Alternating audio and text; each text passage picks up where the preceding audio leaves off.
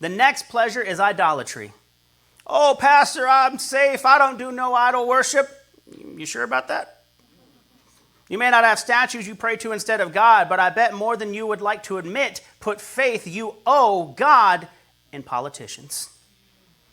Put the love that belongs to God in celebrities' hands.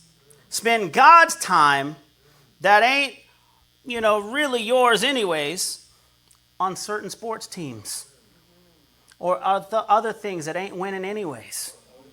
Or maybe it's deeper than that. Maybe you've put your spouse so high up you've got them above God. Maybe you got your bosses or industry goals that you worship instead of God. And to quote Pastor Philip Anthony Mitchell, some of us use our race as idolatry. Black people do that and white people do that. Let's slow it down here. Idolatry happens the moment you give something else the worship, gratitude, love, position, and admiration that belongs to God.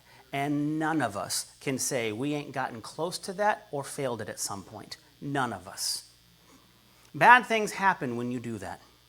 You are positioning mankind in the place of the divine, and that always leads to damage. One of the biggest and most common ways I see it in 2025 is in politicians. I don't get political often, but I'm going to tip my gold-plated shoes in the water. Some of y'all got so much hate for Trump that you are willing to practice idolatry to whatever candidate the Democrats choose.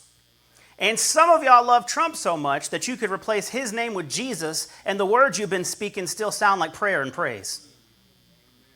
Stop giving men God's faith. Celebrities and athletes are not gods. Politicians are not your saviors. They've had a lot of chances and ain't nobody been saved. The rich aren't your providers.